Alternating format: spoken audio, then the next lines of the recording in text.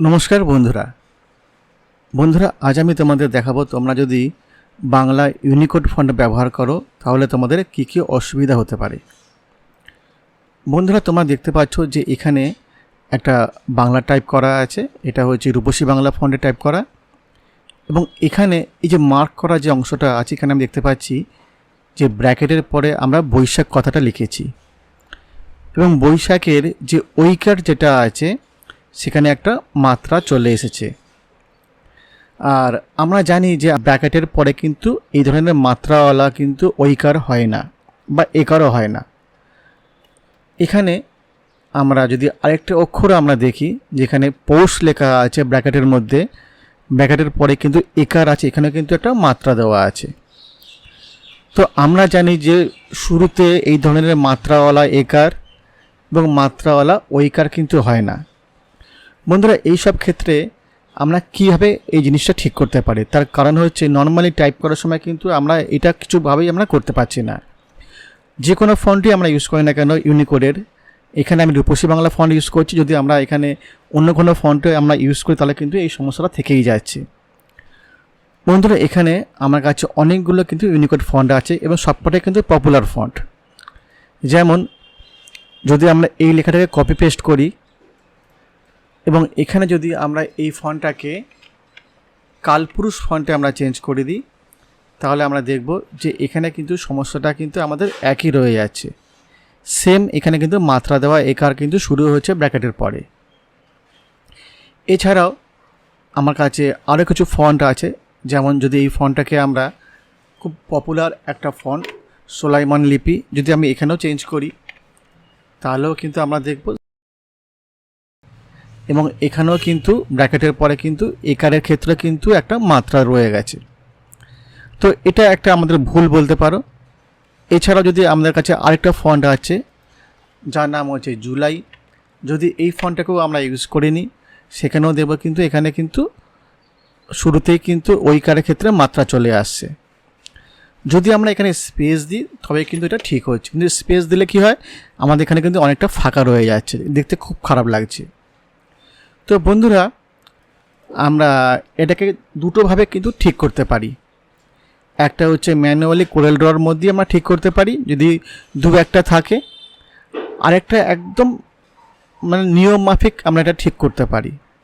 আমি দুটোই তোমাদের দেখাচ্ছি আর তোমরা কিন্তু ভিডিওটা পুরোটা দেখবে আর তোমরা জানাবে যে তোমরা কোন প্রসেসটা কিন্তু বেশি তোমাদের ভালো বলে মনে হচ্ছে। এখানে আমি লাল যে সার্কেলটা আছে এটাকে আমি ডিলিট করে দিচ্ছি। আর আমরা জানি যে প্রতিটা উইন্ডোজের মধ্যে ক্যারেক্টার ম্যাপ বলে একটা অপশান আছে, আমি সেটা খুলে নিচ্ছি। জাস্ট আমি এখানে ক্লিক করছি আর এখানে ক্যারেক্টার ম্যাপ লিখে তোমরা ক্লিক করলে কিন্তু তোমাদের খুলে যাবে, অথবা তোমরা জাস্ট এখানে ক্লিক করতে পারো যদি তোমাদের ডাইরেক্ট থাকে। আমি এখানে ক্লিক করে নিচ্ছি। এখানে ক্লিক করার পর আমরা যে ফন্ট যে লেখাটা আছে এখানে আমরা রূপসী বাংলা ফন্ট এটা আমরা সিলেক্ট করে নেব। যখন আমরা রূপসী বাংলা ফন্ট আমরা সিলেক্ট করব আমাদের সমস্ত ক্যারেক্টার কিন্তু এখানে শো করবে, অ আ রস্বই বা ইংরাজি অক্ষর সমস্তটা এখানে শো করছে। এবং তোমাদের বলে রাখি যে সমস্ত ইউনিকোড ফন্টের কিন্তু ক্যারেক্টার একই ধরনেরই হয়ে থাকে। আমরা একদম নিচের দিকে আমরা স্ক্রল করে চলে যাব, আমরা স্ক্রলটা একদম তলায় নিয়ে চলে আসব। আর এখানে আমরা দেখব দুখানা ঘর পরপর ফাঁকা আছে, এটা সমস্ত ইউনিকোড ফন্টেই কিন্তু থাকে। যার প্রথম ঘরটা হচ্ছে নন জয়নার এবং পরেরটা হচ্ছে জয়নার। প্রথম ঘরটাকে যদি আমি পুরোটা বলি তাহলে এটা হচ্ছে জিরো উইথ নন জয়নার এবং পরেরটা হচ্ছে জিরো উইথ জয়নার, ঠিক আছে। তো এখানে এই দুটো ঘরেরটা একদম ফাঁকা, কোনো ক্যারেক্টার কিন্তু এখানে বসানো নেই। তবুও আমরা কি করব, প্রথম যে ঘরটা আছে অর্থাৎ নন জয়নার যে ঘরটা আছে এটাকে আমরা সিলেক্ট করব, করার পর আমরা সিলেক্টে ক্লিক করব এবং কপিতে আমরা ক্লিক করে নেব। এটা হচ্ছে নন জয়নার। কপিতে ক্লিক করার পর আমরা চলে যাব টেক্সট টুলে, এবং যেখানে এই সমস্যাটা আছে অর্থাৎ বৈশাখের আগে আমরা জাস্ট আমরা ক্লিক করব এইভাবে এবং কন্ট্রোল ভি করে আমরা পেস্ট করে দেব।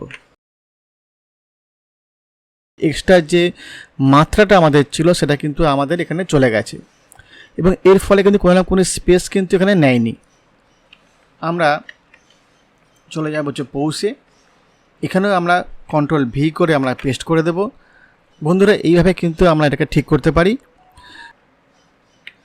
যদি আমাদের মানে পুরো টেক্সটের মধ্যে একটা বা দুটো জায়গায় এরকম থাকে, আমরা ম্যানুয়ালি এটা ঠিক করতে পারি।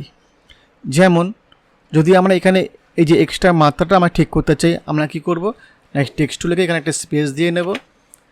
এটা আমাদের ঠিক হয়ে গেছে অলরেডি, কিন্তু এখানে ফাঁকা রয়ে গেছে। এটাকে ঠিক করার জন্য আমরা চলে যাব হচ্ছে শেপ টুলে, এবং আমাদের এই যে ব্র্যাকেট যেটা আছে এর যে এটাকে আমরা এইভাবে সিলেক্ট করব, করে আমরা অ্যারোর সাহায্যে আমরা এটাকে এর কাছে নিয়ে চলে আসব আমাদের প্রয়োজন মতো। এর ফলে কিন্তু আমরা এটাকে এইভাবে কিন্তু ঠিক করতে পারি। সেম আমরা এটাকেও আমরা এইভাবে স্পেস দেব, শেপ টুলে গিয়ে আমরা এই ব্র্যাকেটটাকে একটু আমরা কাছে নিয়ে চলে আসব।